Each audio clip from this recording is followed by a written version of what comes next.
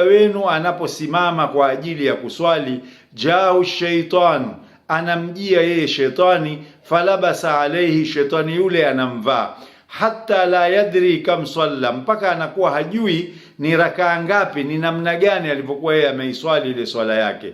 Fa idha wajada dhalika ahadukum, litakapomjia mmoja wenu jambo hili, faliyasjudu sajdataini, asujudu sijida mbili, wa huwa jalis, hali ya kuwa amekaa. Ndugu zangu katika imani, hadithi hii inatueleza namna gani shetani anapofanya kazi ya kutuharibia maisha yetu ya dunia, mpaka pale tunapokuwa katika ibada.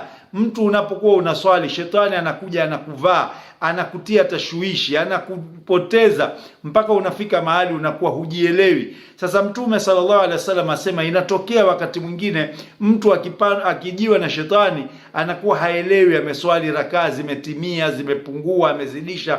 Sasa ikikutokea